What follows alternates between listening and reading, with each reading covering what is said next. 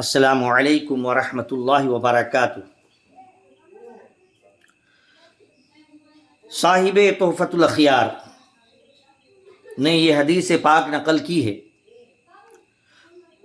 فرماتے ہیں کہ پیارے آقا صلی اللہ علیہ وسلم کا ارشاد ہے، جو مجھ پر روزانہ 500 بار درود شریف پڑھے وہ کبھی محتاج نہ ہوگا۔ پھر اس حدیث شریف کو نقل کرنے کے بعد یہ واقعہ بیان فرماتے ہیں صاحب تحفۃ الاخیار کہ ایک نیک آدمی تھا، اس نے یہ حدیث سنی کہ جو مجھ پر روزانہ 500 بار درود شریف پڑھے وہ کبھی محتاج نہ ہوگا۔ اس حدیث پاک کو سنا تو غلبہ شوق کے ساتھ روزانہ 500 بار درود شریف کا ورد شروع کر دیا۔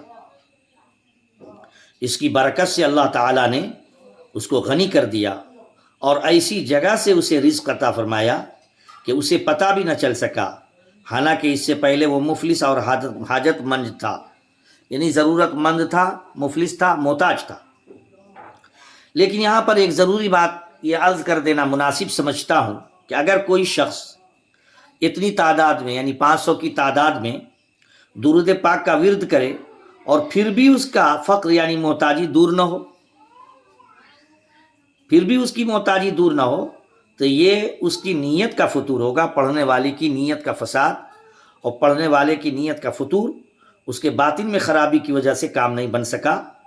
دراصل درود پاک پڑھنے میں نیت اللہ اور اس کے پیارے حبیب صلی اللہ علیہ وسلم کا قرب حاصل کرنے کی ہو۔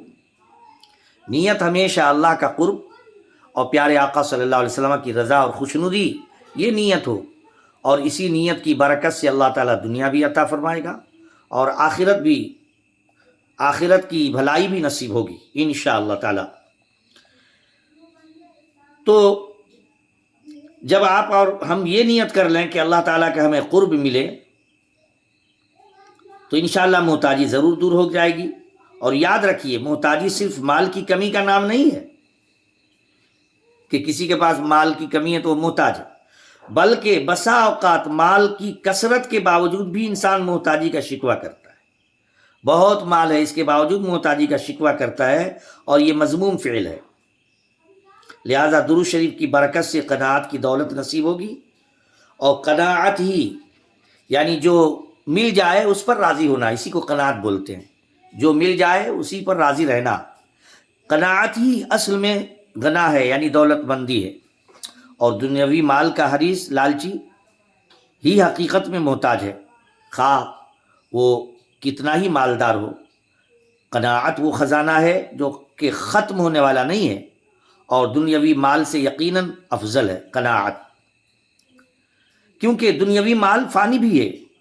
اور وبال بھی، کہ قیامت میں حساب دینا پڑے گا۔ کہ جس کی دنیا میں آپ دیکھتے ہیں کہ جس کی گٹھری، جس کا بوجھ جتنا ہلکا ہوتا ہے وہ سفر جو ہے یعنی منزل کو اتنی جلدی طے کر لیتا ہے، منزل مقصود پہ پہنچ جاتا ہے، اور جس کے پاس جتنا بوجھ ہوتا ہے، مال لدا ہوا ہوتا ہے، وہ منزل پہنچنے میں اتنی ہی تاخیر کرتا ہے۔ بلا تشبیہ و تمثیل یہ سمجھیے کہ دنیا میں جتنا الجھا ہوا انسان رہے گا وہاں حساب بھی اتنا ہی دیر تک دینا پڑے گا، اور جو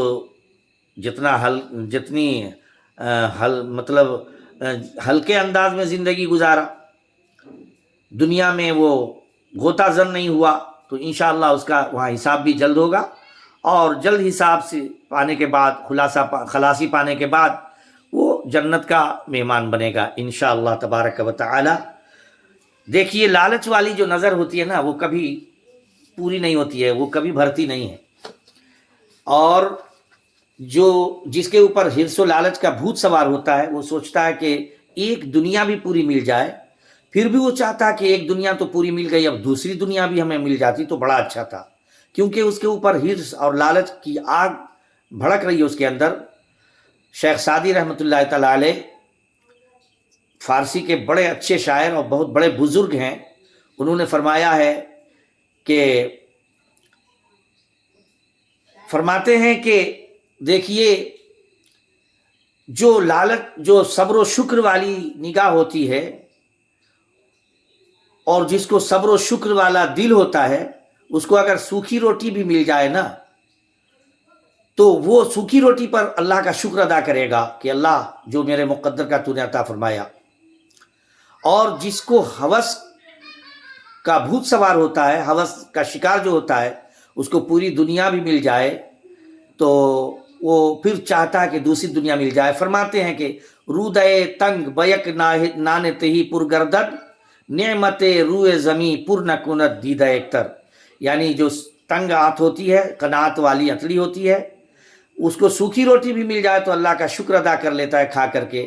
لیکن جو لالچ والی آنکھ ہوتی ہے، پوری دنیا کی دولت اس کو دے دی جائے پھر بھی اس کی ہوس کی آگ نہیں بجھے گی. اس لیے ہم کثرت درود سے اپنے آقا کو راضی کریں، اپنے رب کا قرب حاصل کریں، اور دنیاوی